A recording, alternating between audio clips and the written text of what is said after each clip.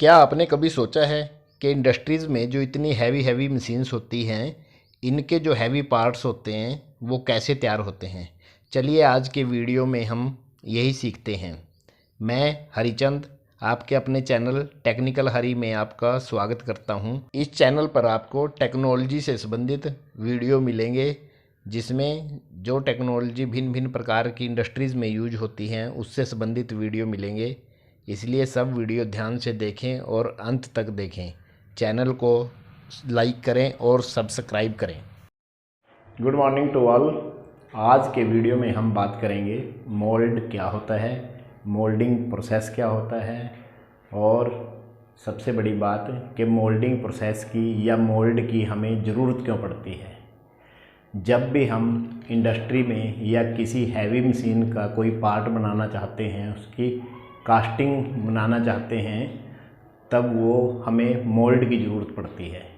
और इसके द्वारा हम कास्टिंग के जो मशीनों के जो हैवी पार्ट्स होते हैं, जैसे लेथ मशीन में या सेपर मशीन में जो उनके बेड होते हैं वो बहुत ही हैवी होते हैं, वो सिर्फ कास्टिंग से ही तैयार हो सकते हैं।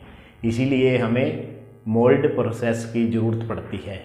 तो सबसे पहले हमें जो भी प्रोडक्ट तैयार करना है, जो भी मशीन का पार्ट तैयार करना है, तो उसकी पैटर्न तैयार करनी पड़ती है पहले। आज के वीडियो में हम यही सीखेंगे, एक डायग्राम द्वारा और एक परिभाषा द्वारा हम इस चीज़ को समझेंगे कि मोल्डिंग क्या है और मोल्डिंग प्रोसेस क्या है। सबसे पहले हम देख लेते हैं moulding and moulding process. Machine parts जो हमें बनाना है, जैसे हम कोई भी मशीन पार्ट्स बनाना चाहते हैं, उसके पैटर्न क्या होता है। जैसे हमें सपोज करो ये मशीन पार्ट बनाना है, ये मशीन पार्ट दिखाई दे रहा है, ऐसे ये मशीन पार्ट है कोई भी, तो ऐसा मशीन पार्ट बनाना है तो सबसे पहले इसका पैटर्न तैयार कर लिया है। पैटर्न लकड़ी का भी हो सकता है, मेटल का भी हो सकता है। तो पैटर्न उसका प्रतिरूप तैयार करना पड़ता है जो भी आपने मशीन पार्ट बनाना है। तो उस पैटर्न को रेत व मिट्टी में दबाकर, रेत व मिट्टी किस में होता है, एक दो बॉक्स लिए जाते हैं जिनमें ऊपर वाला कोप होता है, नीचे वाला ड्रैग होता है। तो इसमें हम पैटर्न को कैसे रखते हैं, पैटर्न को हमें सिमेट्री में रखना पड़ता है। जैसे हम मान लो कोई भी पार्ट है, उसके सिमेट्री में ये ऐसे, ये आपका इसका पैटर्न का नीचे वाला पार्ट आ गया और इसका ये ऊपर वाला पार्ट यहाँ पे,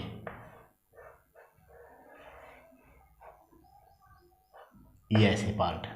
तो जब ये हम मिट्टी में दबाकर इसको, इसमें रेत मिट्टी या जो भी क्ले वगैरह जैसे भी होता है इसमें मिट्टी, तो इसको अच्छी तरह से इसको रेत को थपथपाया जाता है। इन दोनों बॉक्सेस को, कॉप एंड ड्रैग दोनों को मिला के एक साथ ऐसे मिला के इसको रेत को अच्छी तरह से, पहले अलग अलग इनमें अच्छी तरह से रेत को थपथपा के किया जाता है, फिर इनको दोनों को मिला लिया जाता है।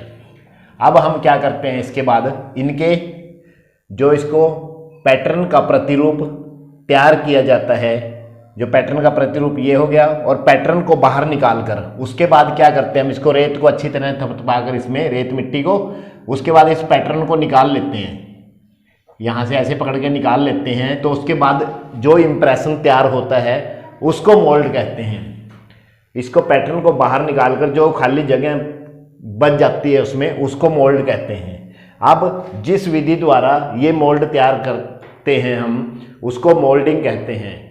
अब इसके तैयार करने के बाद क्या करते हैं, हम इन दोनों को मिलाकर ऐसे, तो इसके बीच में हम एक स्पेस छोड़ देते हैं मोल्टन मेटल के लिए, ऐसे कहीं भी इस पे स्पेस छोड़ देते हैं ऐसे मोल्टन मेटल के लिए, ठीक है।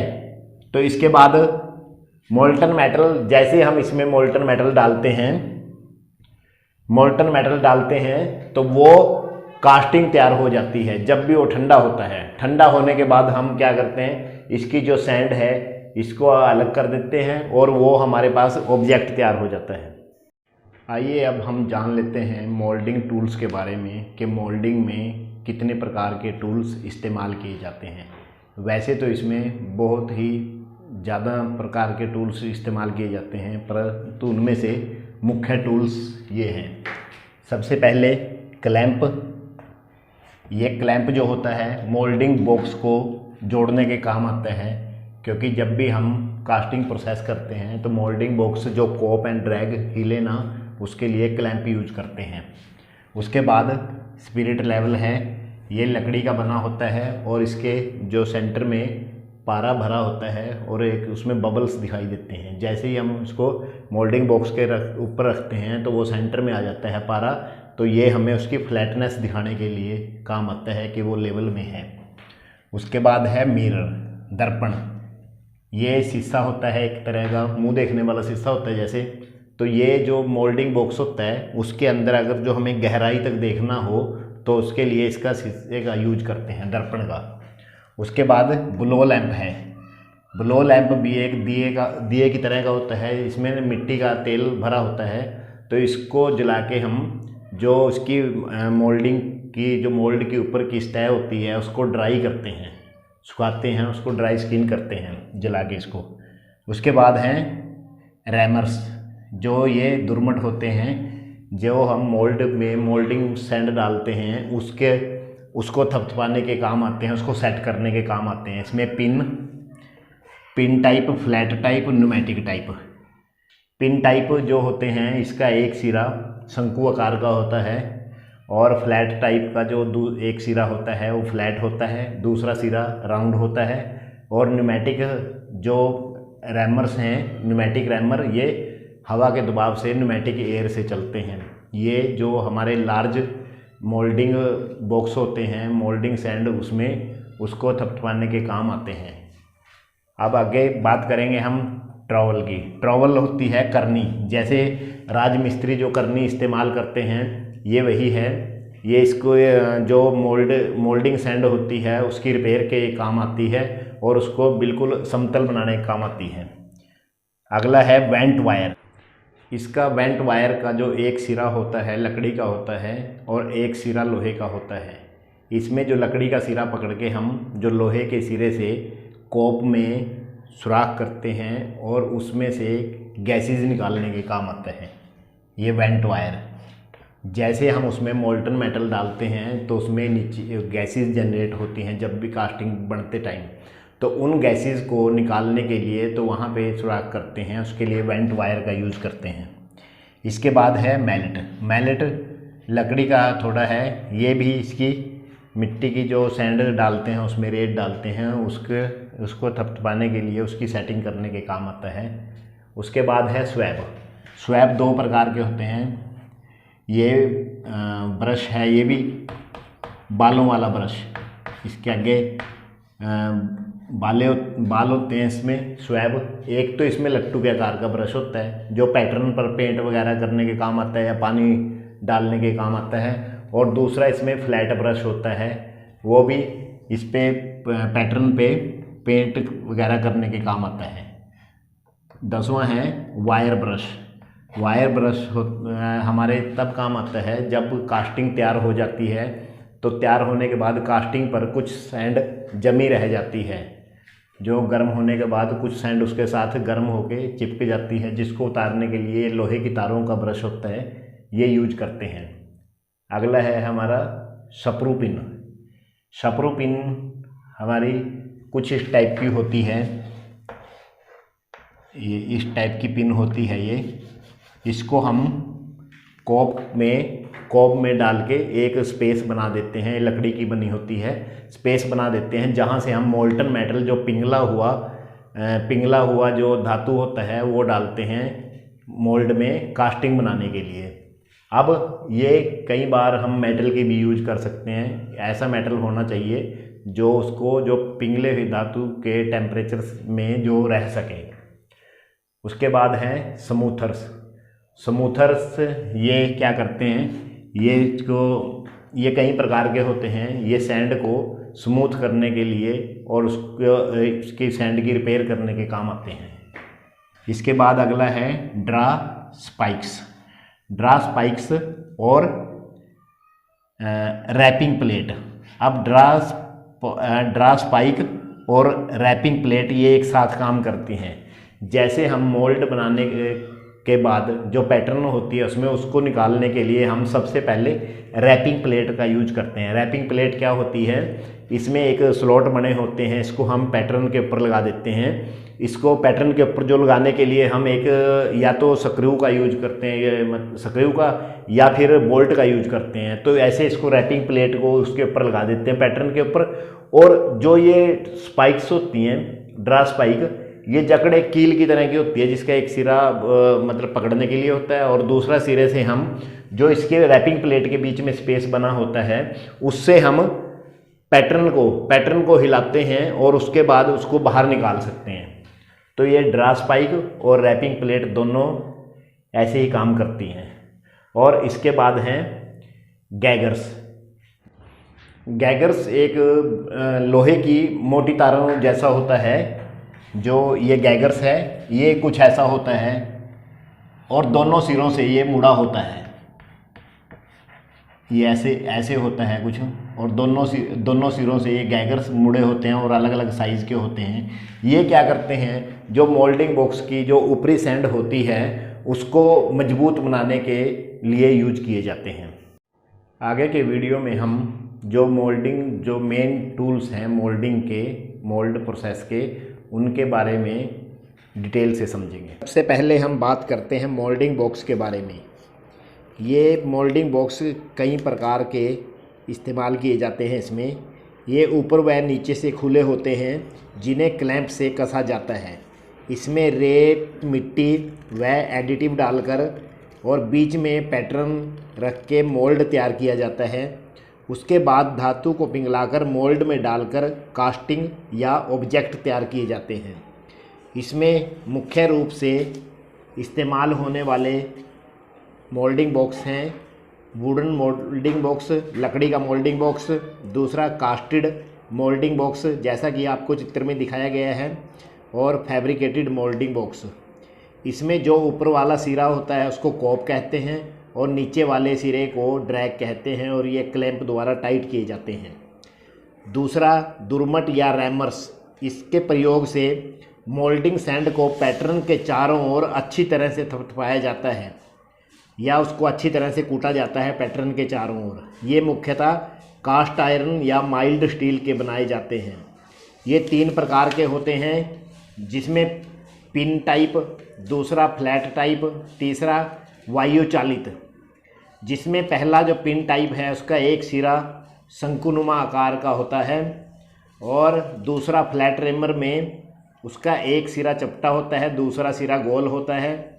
और जो न्यूमेटिक रैमर्स होते हैं ये वायु दाब से चलते हैं, प्रेशराइज्ड एयर से। इसमें ये जो न्यूमेटिक रैमर्स होते हैं ये बड़े आकार के मोल्ड के लिए प्रयोग किए जाते हैं। ये बड़े आकार के जो मोल्ड में शीघ्रता से सैंड कूटने के लिए इनका इस्तेमाल किया जाता है, और कई बार ये लकड़ी के भी बनाए जाते हैं। इनके हैंडल लोहे या लकड़ी के दोनों प्रकार के हो सकते हैं।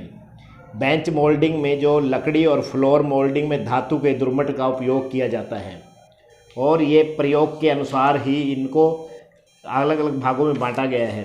अब हम बात करते हैं बेलोज के बारे में। ये एक प्रकार की धौंकनी होती है जो हवा के लिए इस्तेमाल की जाती है। यह चमड़े की बनी होती है और इसका हैंडल लकड़ी का होता है। इसे जैसे हम ये हैंडल वाली साइड से खोलकर और इसको दबाते हैं तो इसमें से हवा निकलती है, मतलब एयर निकलती है जो फ्रंट साइड से। जैसे वो एयर जो फालतू रेत होता है उसके अंदर, मोल्ड के अंदर, जैसे कई बार ये एक्स्ट्रा बच जाता है तो उसको निकालने के बाद अपना इससे धौंकनी से निकाला जाता है, और उसको निकालने के बाद बिल्कुल साफ़ करने के बाद ही उसमें पिघली हुई धातु मोल्टन मेटल डाला जाता है, और उसके बाद अच्छी कास्टिंग तैयार की जाती है। आगे draw spikes and rapping plate.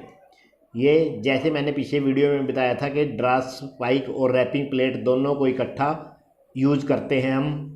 इसमें जो रैपिंग प्लेट होती है इसको बोल्ट व पेंच की सहायता से पैटर्न पर कस देते हैं, और इसमें जो सुराख बने होते हैं जैसा ये साइड में दिखाया गया है डायग्राम में ऊपर, इसमें सुराख बने होते हैं जिसमें अपना पेंच उसकी सहायता से पेंच या बोल्ट की सहायता से इनको पैटर्न के ऊपर टाइट किया जाता है और उसको हल्का हल्का हिलाकर उसके बाद जो ये स्पाइक्स होती हैं, ड्रा स्पाइक्स, जिनको हम जकड़ प्रकील भी कहते हैं, इसकी सहायता से इसमें ड्रा स्पाइक्स फंसाकर इसमें पैटर्न को हिलाकर और मोल्ड से इसको बाहर निकाल देते हैं। इसके अतिरिक्त तो और भी बहुत सारे टूल हैं जो मोल्डिंग में इस्तेमाल किए जाते हैं, जिनके बारे में मैं आपको थोड़ा थोड़ा बताऊंगा।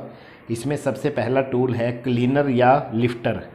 ये माइल्ड स्टील के बने होते हैं जिनका एक सिरा 90 डिग्री पर होता है। इसका प्रयोग मरम्मत के कार्यों में किया जाता है या मोल्ड के तल या गहराई में जो फालतू सैंड होती है उसको निकालने के लिए किया जाता है। दूसरा क्लब टूल है, ये भी एक प्रकार का क्लीनर टूल ही है। इसका प्रयोग बॉक्स को लिफ्ट करने के लिए या तंग और गहरी जगहों से मिट्टी निकालने के लिए जो मोल्ड के अंदर होती है उसके लिए इस्तेमाल किया जाता है। अगला टूल है बेलचा। ये माइल्ड स्टील का होता है और इसका हैंडल लकड़ी का होता है। इसका प्रयोग सैंड को अच्छी तरह मिलाने में और टेम्परिंग करने में उसके और मोल्ड को भरने के लिए किया जाता है। अगला टूल है कसी या फावड़ा। यह भी माइल्ड स्टील का बना होता है। इसका ब्लेड जो हिस्से की तरफ से 90 डिग्री के से कम कोण पर होता है और इस पर लकड़ी का इसका हैंडल होता है। यह खुदाई के कार्यों में इस्तेमाल किया जाता है और सैंड को मिलाने के लिए भी इस्तेमाल किया जाता है। अगला टूल है हाथ छलनी। ये साधारण प्रकार की छलनी है जिसका प्रयोग मिट्टी से या रेत से कंकर पत्थर वगैरह या कोई धातु के टुकड़े अलग करने के लिए होता है। अगला टूल है स्ट्राइक बार। इसका प्रयोग रैमिंग के बाद, जब हम रैमिंग टूल यूज करते हैं उसके बाद जो फालतू सैंड है उसको हटाकर सतह को समतल बनाने में किया जाता है। अगला टूल है पोरिंग वेट। ये जो साधारण एक कास्ट आयरन की ही प्लेट होती है जो कोप की ऊपरी सतह पर, जो ऊपर वाला मोल्डिंग बॉक्स का ऊपर वाला बॉक्स होता है उसकी सतह पर रखी जाती है, ये ताकि इससे पिघली हुई जो धातु है इससे बाहर ना निकल पाए। अगला टूल है डस्ट थैला। ये मलमल की थैली होती है जिसमें जो हमारी जो पार्टिंग सैंड होती है या सूखा ब्लैक लेड होता है या कोयले का जो पाउडर होता है वो इसमें भर देते हैं और आवश्यकता अनुसार जब भी हमें ज़रूरत होती है इसे मोल्ड में या जो उसकी पार्टिंग लाइन्स होती हैं उसमें भर दिया जाता है।